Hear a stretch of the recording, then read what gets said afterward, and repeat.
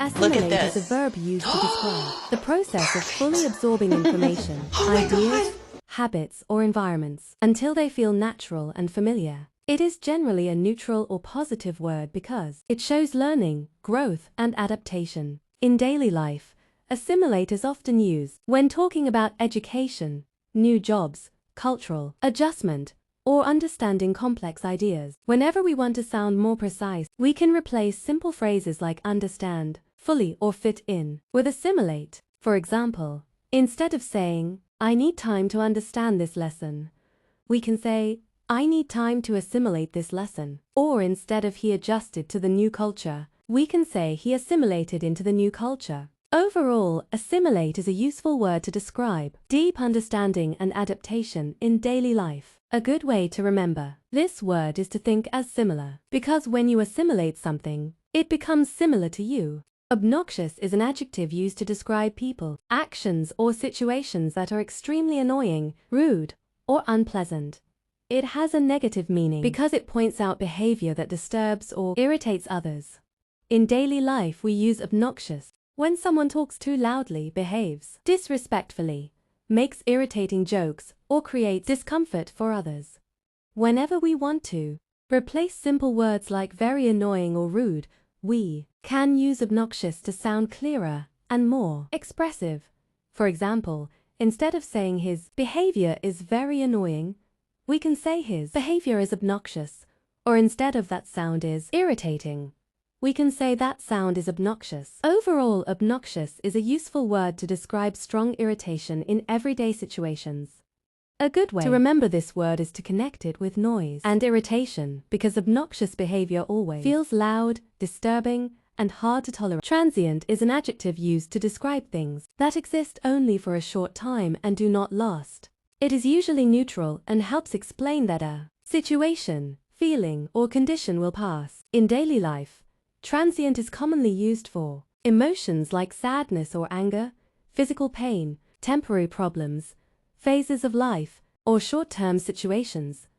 We often use this word to remind ourselves that difficulties do not last forever. When we want to sound clearer and more refined, we can replace simple words like temporary or short-lived with transient. For example, instead of saying this pain is temporary, we can say this pain is transient. Or instead of this phase will pass, we can say this phase is transient. Overall, transient is a useful word for describing things that come and go in life.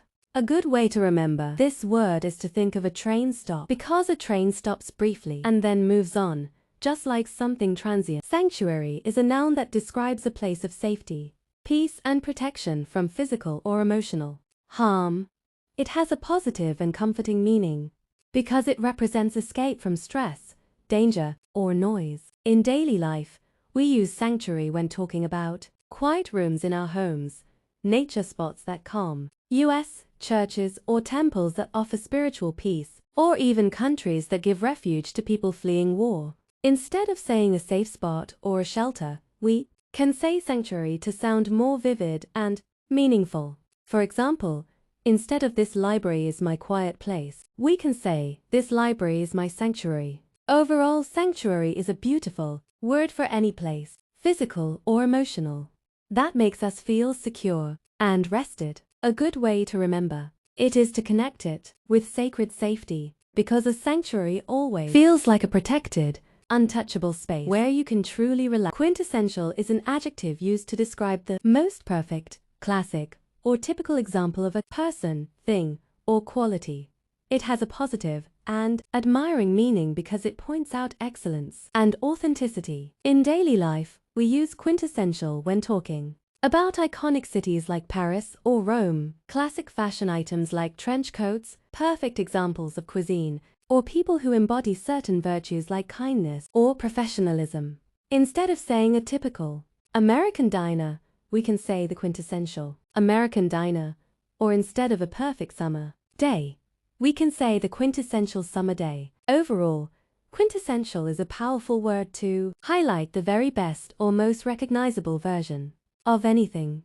A good way to remember it is to connect it with the idea of perfect essence, because a quintessential example captures the true spirit and core of its kind. Preposterous is an adjective used to describe ideas, statements, or situations that are wildly unreasonable, illogical, or laughably foolish. It has a negative but often humorous meaning because it points out how silly or impossible something sounds.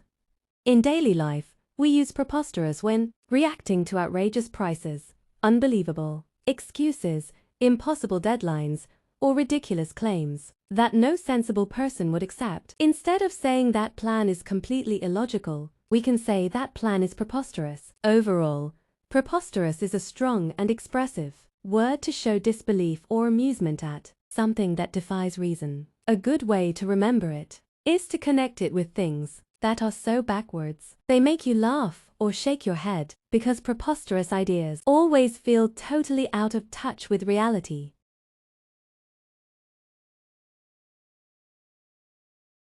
Vociferous is an adjective used to describe people or groups who express their opinions loudly, strongly, and with intensity. It is usually neutral but depends on context because it can describe passionate support or angry opposition. In daily life, vociferous is often used for protests, debates, arguments, fans, or situations where emotions are high and voices are raised.